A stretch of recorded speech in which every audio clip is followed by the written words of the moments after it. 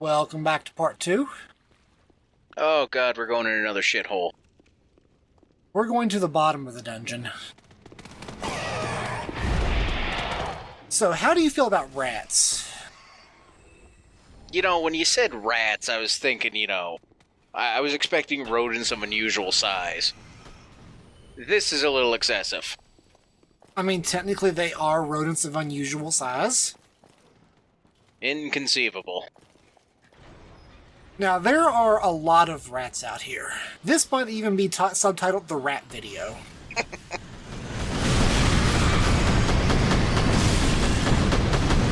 Best part of that was just watching all the health bars pop up. Holy shit.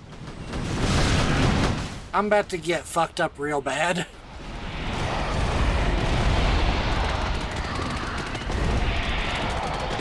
Oh god, back through the hole. Oh god, they fit through. Shit. So I decided to cut out killing the rest of the rats, because nobody needs to see that. We are down to one Estus flask. Alright, now is that poison or toxic? Toxic. Oh my god, these rats suck. There's still a bunch more to go. Is this vanilla? There are some rats down here, but this is a lot of extra rats. This, I'm pretty sure, is Curse of Beckoning. Alright, so you did this to yourself then. Yeah, now... At this point, I knew Solaire wasn't going to come, so that was actually me dismissing the companion. Because there is a bit of a trap down here. It's a dick move from Cinders. Okay. Alright, we've seen a couple at the start of the area. There were some red crystal lizards. They explode when you get near them, right? Yep. There's going to be one we'll see here in a minute or two. If you kill it, it permanently pisses off the rest of the red crystal lizards in the game, and they will actively chase you down. How the hell are you supposed to know not to kill this specific one? Because there is a sign in front of it. Now, we have not seen almost any player signs this entire game. The only ones we've seen have been from the developers. So there is a player sign right in front of it that says, "Don't do it."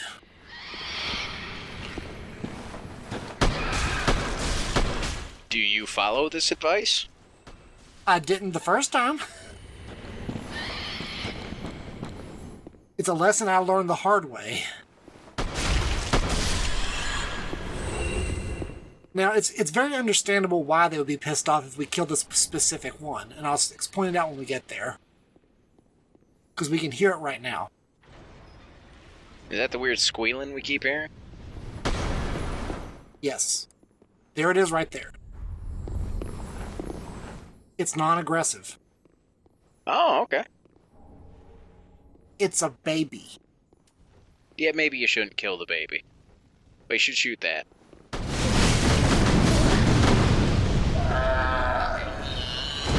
So we're going to kill the baby's entire family. We're going to leave the baby alone. Hey, look, the rest of them, they started it. But by leaving the baby alive, any remaining red crystal lizards will not aggro onto us, which I think is a good trade-off.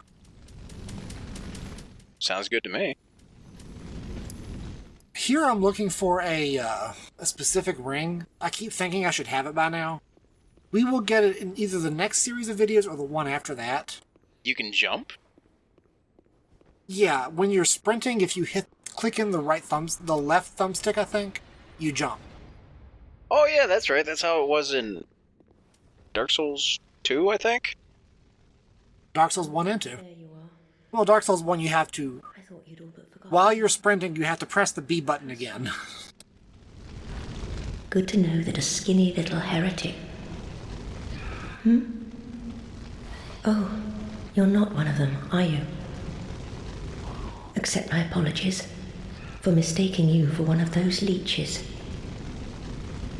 So, this is a land of monstrosities.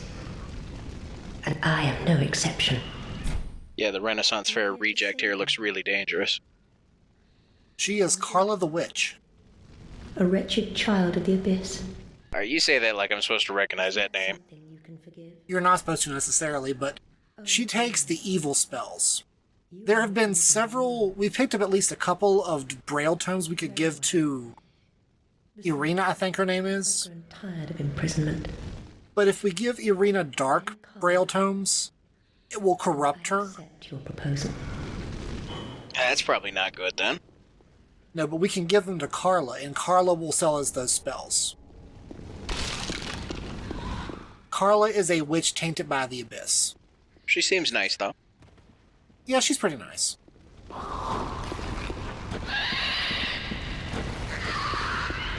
There's only a couple more chambers off to the sides here, so let's go through the rest of them.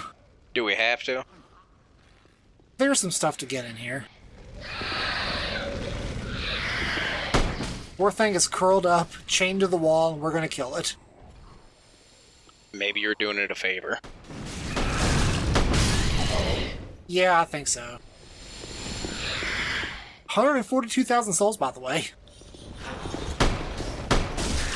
Boy, we're not going to lose them all, are we? No, we are not. I would have mentioned if I lost almost 150,000 souls.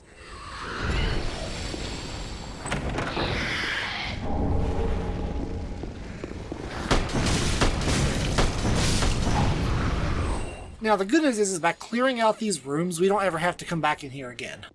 Oh, good. So let me see what that did, because I'm curious. That actually makes us resist the dark a little bit more. Not entirely useful. I don't think there's many enemies in this game that deal dark damage. If they do, I don't remember them. Now, you think most of them would, you know? Dark is a very specific damage type. Like, Carla the Witch, she sells what spells that deal dark damage. Oh. Those are called hexes. Well, I think I like it better when magic is just magic. Well, you've got sorcery magic, you've got miracle magic, hexes, Pyromancy? pyromancy, yes. You've got dark pyromancy, which is hexes and pyromancy. That seems like just complication for the sake of making it complicated. Well, you use the pyromancy flame to deal hex damage, or dark damage, which isn't a bad thing. Those tend to be pretty damaging spells.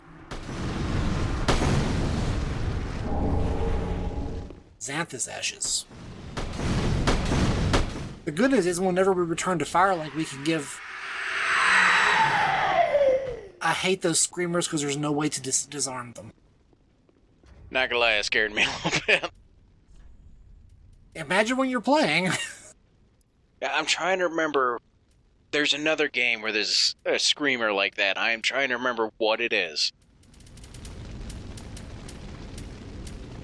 I'm afraid I wouldn't know. Well, I say that like it's only one game, but... I wasn't going to mention that, but yeah. I'm still looking for that ring, by the way. It comes from a boss later on. I will specifically point it out because it's a very powerful ring.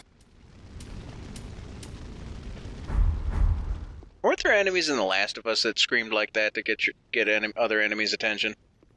I never played The Last of Us. Oh, nope. The Witch. Left 4 Dead.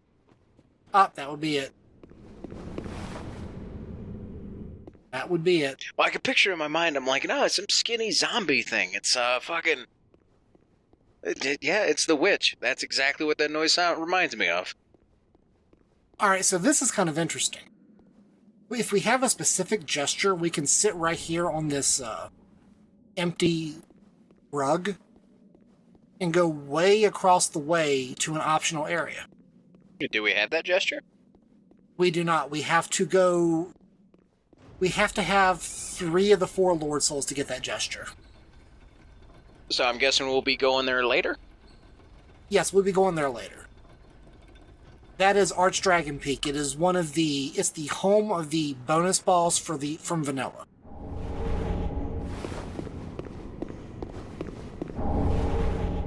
And this is the other side of that gate I pointed out in the last video. So now we have a huge shortcut. thank God. But we're not done yet. Even if I only have one Estus flask, we're going to go kill a shitload of rats. Holy fragment, you've been out too long in the midnight sea. There is I forget where it is, but there is a way to sequence break into Archdragon Peak. In an earlier patch of Cinders, it actually used to be in the very first area of the game. So you could walk up to a random piece of scenery, hit the A button, and then just get transported to an optional endgame area. I see no way that could go wrong. Yeah, because you can't kill the enemies there. And so if you've got, 5,000 souls, which is a lot for the beginning of the game, it could just be permanently gone. But surely you can get some sweet loot or something there. Not really. There's a lot of extra work to kill those enemies, and the only reward you really get is early access to a very dangerous boss. Oh. It's actually a puzzle boss, so in theory you could, if you were really good, take him out. But puzzle bosses suck. Seek, how did you get in there? He got captured, apparently. Pardon me, I was absorbed in thought. Oh, look at me. I was in my memory palace. I've just been sitting here weighing my options. Do I eat my foot or my hand first? I just need a bit more time. I like how Seek is an optimist. The key is outside. My liberty. The key is actually one floor up above him, but we cannot get to it from here. We have to go the very long way around. I hate this goddamn area so much. So we'll get that in the next video.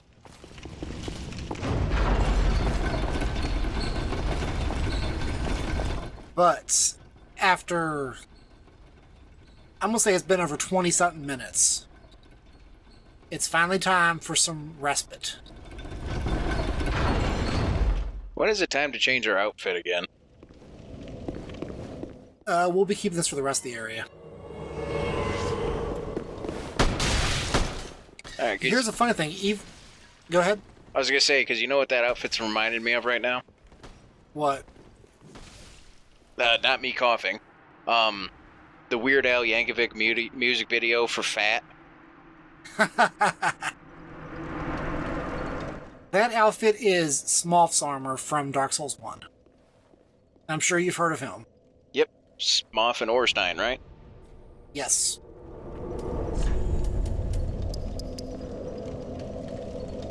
And all those souls were worth 3 level ups. Well, at least we'll have some more health now, right? Vitality increases our carrying capacity. So now we are less likely to do a fat roll. Looking at us, we're just perfect shape to do a fat roll, though. That's very true. But I feel a lot better now that I have 10 Estus shards again, or Estus flasks. We were extremely low for a while there. Well, you didn't complain about suddenly losing a shitload of souls, so I knew we were safe, but... If I lose 150,000 souls, I'm gonna keep it under my hat. So how many invaders is this now? I think we're up to 8. There's still more to come. I mean, the only one I really remember is Fester the Jester, because...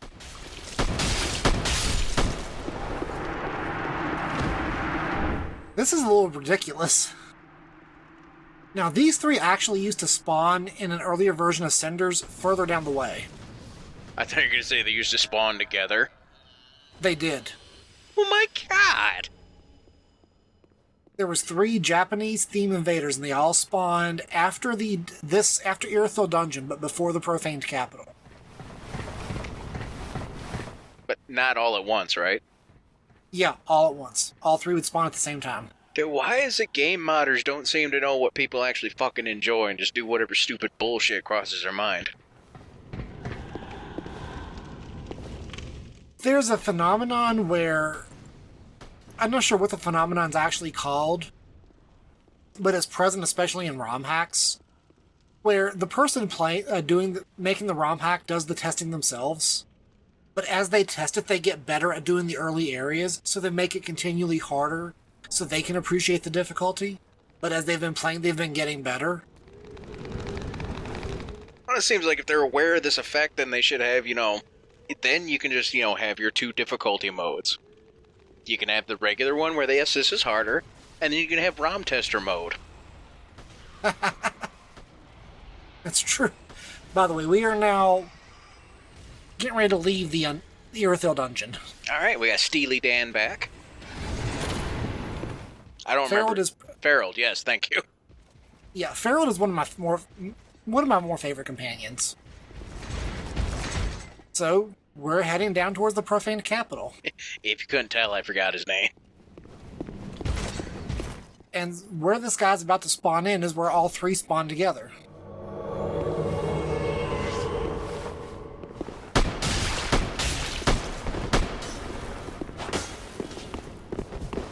Now, there is a huge dick move here. And I will point it out in just a second. Yeah, he had a katana. Shouldn't he have been slicing your bullets in half? He's not riding. He didn't have genuine Hanzo steel. Now, I don't even remember if this was in vanilla or not, but if you look at the far wall here, and I'll point it out in just a second, you see that thing that's a little bit highlighted? I was about to ask you what the hell that thing was. I'm not sure what I'm looking at here.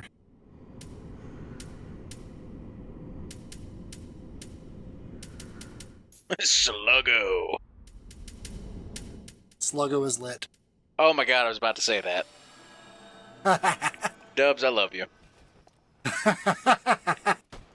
That's a gargoyle. Okay, what's so bad about a gargoyle? It automatically flies down from the wall if you walk near where it's supposed to land. Okay, that didn't look too bad, though. That's because I killed it from a range. I assume we're not always going to be that lucky? No. It's going to happen in the next video once we're walking down towards the boss room. We're going to have to fight a gargoyle on a path that's thinner than this one. Are you sure we're going to fit on that path? Barely. That's right, we're keeping it classy. Fat jokes all the way through. So I think this is 9 or 10, I don't know. I think we're at 10, at least. It's actually started being a little bit funny. And Alfreda is broken again. Boy, I guess you could say he's become Chicken Alfredo. That's pretty good. But the good news is, every time we kill the pursuer, We stole his pants. we get a checkpoint.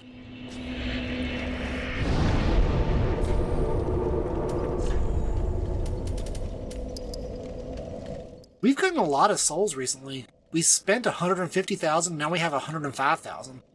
How many rats did you cut out killing? Oh my god, look at my weapon damage. I was looking at that. You just fucking do it. Do it. 384. Fucking do it. Yeah, gonna be kicking ass and taking names. Yes, we are going to kick so much ass. Oh, thank God you shot that guy and stole his pants. You know, I love video games because I get to say shit like that and it's just like, yeah, that's exactly what happened. We are done with Irithyll Dungeon. We never have to go back, because there is a separate way that we can use to get into Archdragon Peak. So we're never going back to Irithyll. Oh, thank fucking Christ. The downside is we have to go through the profaned capital. I have been obliquely griping about the profaned capital for the entire LP. So you've been profaning the profane capital. Do you remember Fair and Keep? What happened to that place? That was the Poison Swamp. Oh yeah, fuck that place. Oh no. The profaned capital isn't a poison swamp. Uh-huh. It's a toxic swamp. Remind me again, why do you play this game? There are only 2 toxic swamps in the game. And where's the other one? Coming up. I could tell you where it is, but it wouldn't. It would just be me using a proper noun at you. Yeah, just... And you enjoy this game. You have fun? I have fun because I have a gun. Oh, yep, that would do it, yeah. There's no fantasy quite like Power Fantasy.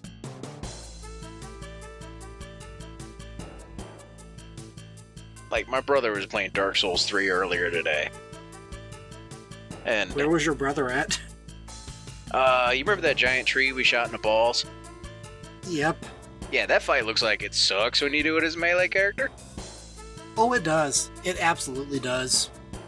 Because you can get squashed. Yeah, I watched him get his ass kicked like 4 times in a row.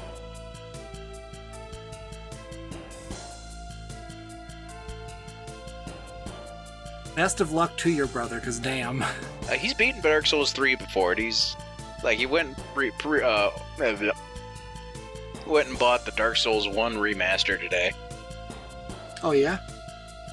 Yeah, you know, he has fun with it. More power to him. Does he know you're talking over a Dark Souls 3 playthrough?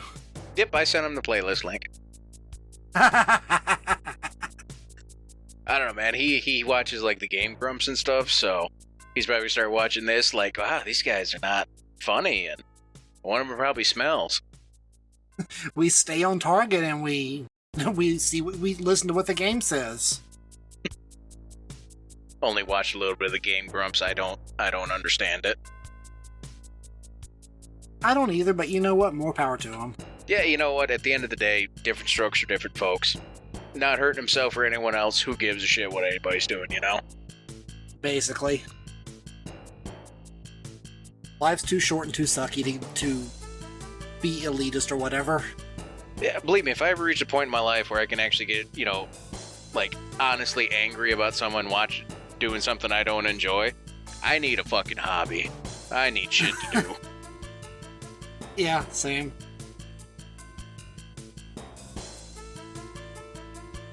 Because, I mean, you know, it's... You know, it's like there's people that play games I would never want to play myself. And actually, as I say that, you remember the LPs Yapping Eevee did of the Hamtaro games? Yeah. I would never want to play those games myself, but god damn if I don't love those LPs. Back in... Was it September now? Eevee did like a one-shot LP of the last Hamtaro game he hasn't touched yet. I'm gonna have to bug him about where the full LP of that is. He's not going to do it. Oh, why not? A lot of the commentary he was saying, it was like just how boring it was because it was just like... It was terrible minigames. Oh. And they were really grindy, repetitive minigames. Where I don't think it was actually possible for a human to win. Oh, I like the first Hamtaro LPs he did, because those games are just fucking adorable.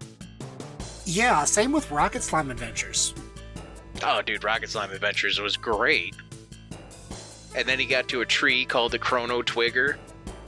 Yes, those were fantastic LPs. Well, I think I was doing the Chrono Trigger LP at the time, so it's just like, yeah, my man. Oh, I miss Eevee. I'm gonna start bugging him again. It was like Ham Ham Games or something, some kind of Olympic tie-in with Hamtaro. And it was just bad. See, and you know what? That is maybe this is a little off topic from Dark Souls, but I think a boring game is much worse than a bad game. Because if a game is boring, then it's just kind of like, send it off, whatever, who gives a shit. But if a game is bad, you can have fun with it in ways the developers did not intend. Yeah, there's always just, if nothing else, laughing at the bad game, but a boring game will always be boring. It's like the Men Drinking Coffee, the LP of the Duck Dynasty game. Alright, the game did not really look fun at all, but god damn do I love that game. Have you watched that LP? I have not. I don't think I've watched any of the Men Drinking Coffee stuff. Oh, go watch their fucking Duck Dynasty LP was really good. The Catwoman game LP was good. If I was only going to watch one, which would you suggest? Duck Dynasty. Alright, I'll watch Duck Dynasty. Oh my god, dude. And it's great. At one point, man, they have a clip from the show itself, right? Where Uncle Si is watching a YouTube video, and you can hear some of the dialogue, and then you realize that's not just dialogue from that YouTube video. That's fucking Judge Reinhold right there. That is one of the Men Drinking Coffee. Oh my god. That is awesome. That is awesome. I rewatched that LP like 2 weeks ago. Oh, dude, it's just every few months that gets added to the rotation.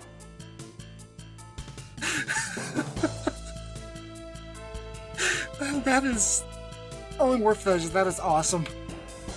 I love that. Alright, so next up on Duck Dynasty Souls 3, we are going to face the second Lord of Cinder, Yorm the Giant. I'm just going to be thinking about Duck Dynasty the whole time. See you then, folks.